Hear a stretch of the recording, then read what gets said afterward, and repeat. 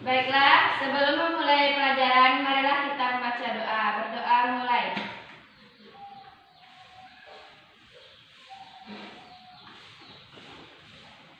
Baik, sebelum belajar, Ibu akan ambil absen dulu. Sebelumnya, kenapa Ananda hadirnya cuma sedikit? Kemana teman-teman Ananda yang lainnya? Pergi lebaran, Bu. Masih lebaran? Iya. Oh ya, jadi berarti Ananda yang hadir cuma bertiga orang kan? Iya, Bu.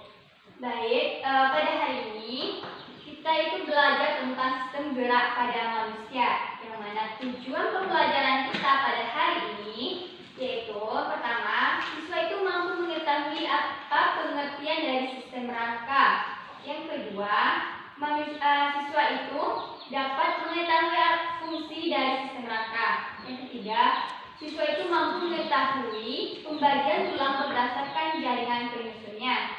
Yang keempat, siswa itu mampu mengetahui proses pembentukan sistem rangka.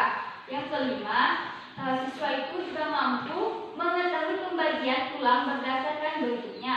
Yang keenam, siswa itu mampu mengetahui hubungan antar tulang. Oke. Hari ini kita belajar tentang sistem gerak pada manusia dan gerak pada manusia.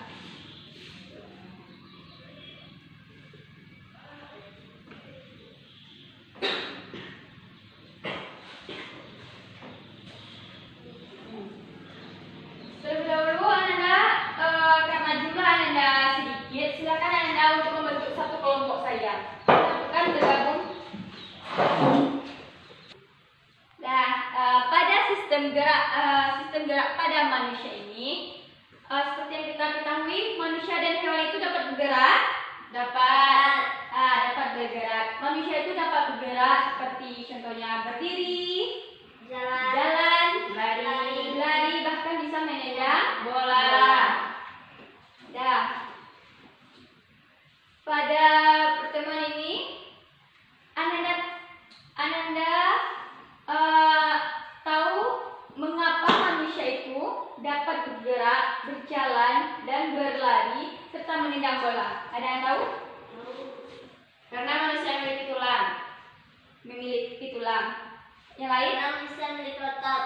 Memiliki Karena otot. manusia memiliki sendi. Lagi? Karena manusia memiliki daging. Daging ya. Menurut dugaan yang Ananda ajukan tadi, silakan Ananda cari di buku sumber tentang informasi mengapa manusia itu dapat bergerak dan apa saja organ penyusun manusia sehingga dia bisa bergerak. Ibu beri waktu 5 menit untuk mencari informasi tersebut.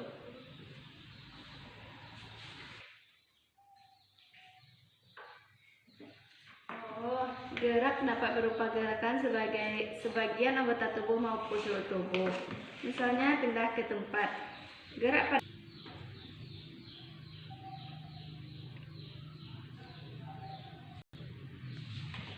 Baik, setelah Anda mencari informasi, silakan Anda untuk mempresentasikan hasil diskusi Anda tadi ke depan.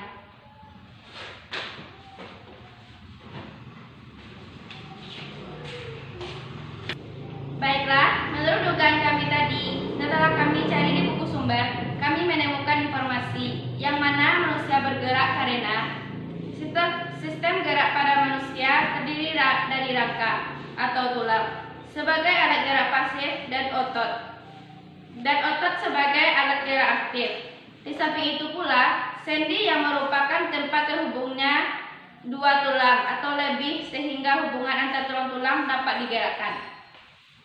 Yang pertama, rangka atau tulang. Susunan tulang yang saling berhubungan dan mempunyai fungsi utama, yakni sebagai alat gerak fungsi pasif, yang artinya tulang hanya bisa bekerja atau bergerak apabila ada bantuan dari otot. Sedangkan berdasarkan bentuknya tulang dibedakan menjadi tulang panjang atau pipa, tulang pendek, tulang pipih, dan yang berbentuk tidak beraturan. Yang kedua, persendian. Sendi di artosis dibagi menjadi 5, yaitu sendi peluru. Contohnya tulang kepala dan leher. Yang kedua, sendi engsel. Contohnya tulang siku dan lutut. Yang ketiga, sendi pelana. Contohnya pangkal ibu jari. Bisa kita gerakkan. Yang keempat, sendi geser. Contohnya tulang pergelangan kaki dan hubungan antar tulang belakang. Yang kelima, sendi elipsoidal. Contohnya pada pergelangan tangan. Yang ketiga, otot. Selain tulang dan sendi, gerak manusia juga bertumpu pada otot. Otot merupakan sebuah jaringan yang terdapat dalam tubuh manusia yang fungsinya sebagai alat gerak aktif untuk membantu tulang agar dapat bergerak. Gerak pada manusia terjadi karena proses kontraksi otot yang membutuhkan energi dan relaksasi otot. Berdasarkan jenisnya, otot terbagi menjadi 3 bagian, yaitu 1. Otot pulot. Yang pertama, otot pulot yang ditemukan di saluran pencernaan seperti lambung maupun usus halus. Yang kedua, otot jantung yang ditemukan pada organ jantung. Yang ketiga, otot lurik yang melekat pada rangka. Itulah informasi yang kami dapat mengapa manusia itu dapat bergerak. Di sini dapat kami sampaikan mengapa manusia dapat bergerak, karena manusia itu memiliki rangka atau tulang.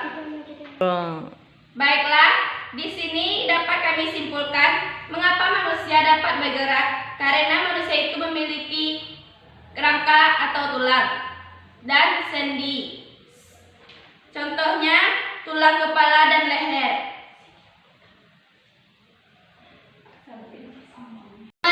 Mengapa manusia dapat bergerak? Karena manusia itu memiliki rangka atau tulang, sendi. Contohnya yang mana? Sendi peluru. Contohnya pada tulang kepala dan leher dan otot. Ya, itulah mengapa manusia itu dapat